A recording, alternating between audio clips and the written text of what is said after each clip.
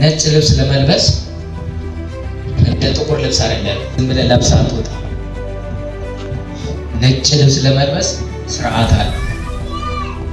ገላን ሄድና ታጠብ ይላል። በጣም ታጥበና ታጠነ ወጣ ይላል።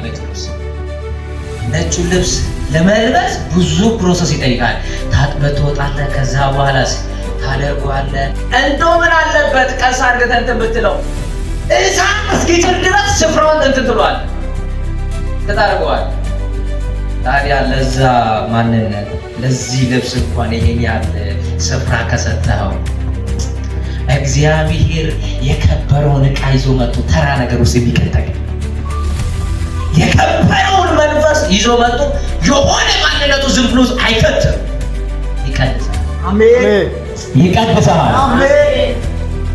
አዲሱ ሰው ማለት ያ የተቀደሰ አዲሱ ሰው በህይወቱ ለዓለማዊ ነገር አይመች፣ ለዓለም አይመች፣ ለዓለም ሀሳብ አይመች፣ ለዝሙት አይመችም፣ ለርኩሰት አይመችም።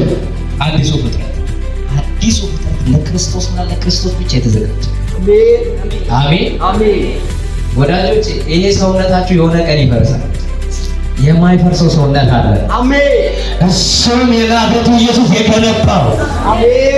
እሱም በመስቀል ላይ የገነባው፣ አሜን።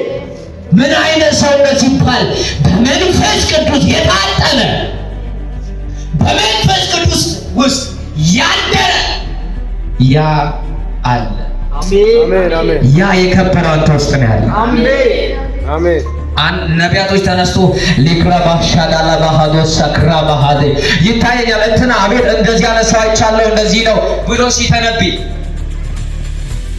ሰውየው የሰውየው መንፈስ አይደለም እያወራ ያለው የየው መንፈስ ነው። አሜን ነው። ዮሐንስ ወንጌል ምዕራፍ 1 ከቁጥር 13 ጀምሮ ያለው ቃል ምንድን ነው? 13 ጀምሮ ያለው ምዕራፍ 1 ከቁጥር 13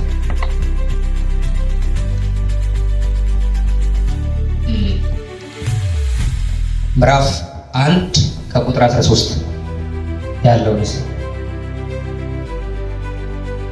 እሱም ከእግዚአብሔር ተወለደ። እሱ ከወለደ ጋር ከእግዚአብሔር ተወለደ። ከእግዚአብሔር እነሱ ምን ሆኑ?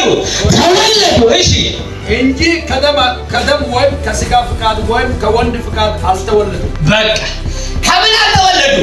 ከስጋ ፍቃድ ሆነ ከደም ፍቃድ ሆነ እንደው ከወንድ ልጅም ከሴት ልጅም ፍቃድ ሆነ አልተወለደም።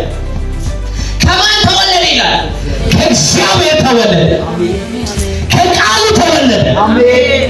በልጁ ሞት ተወለደ። አሜን። በልጁ ሞት እኛ ራሳችን ኃይል አገኘን። አሜን።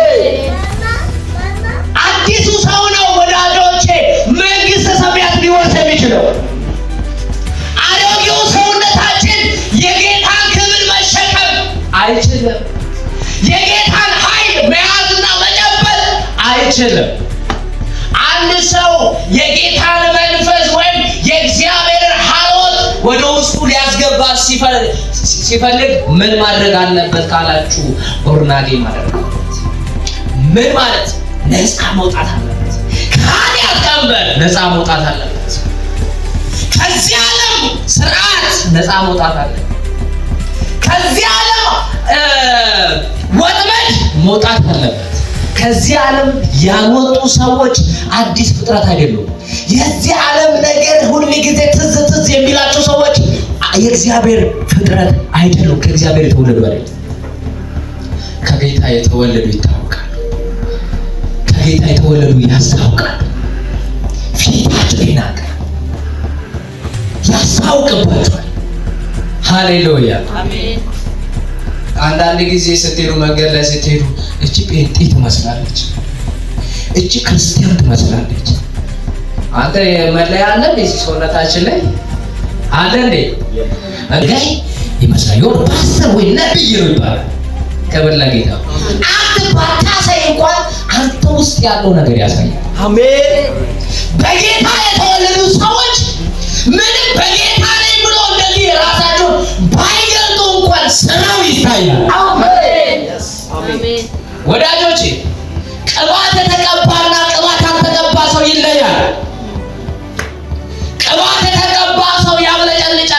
ያልተቀባው ሰውዬና የተቀባው ሰውዬ አንድ ላይ ብታቆማችሁ ልዩነት አለ፣ ዲፍረንት አለ። በክርስቶስ የዳነና በክርስቶስ ያልዳነ ሰው ያስታውቃል። በልጁ ውስጥ ያሉትና በልጁ ውስጥ የሌሉ ሰዎች ያስታውቃል። በክብር ውስጥ ያሉና ያለ ክብር የሚኖሩ ያስታውቃል። አዲሱ ሰው አንተ ውስጥ ካልገባ፣ መንፈስ አንተ ውስጥ ከሌለ ባዶ ነህ። ክብር ከሌለ ባዶ ነህ። የልጁ መልክ አንተ ውስጥ ከሌለ ባዶ ነህ። ለይተናዋል እንጂ አንድ ናቸው። መንፈሱ የሆነ ሰው የሚያድረው የት ውስጥ ነው? እዚህ ሰው ውስጥ። ከዚህ የተለየ ቦታ የሚያድርበት ቦታ የለም።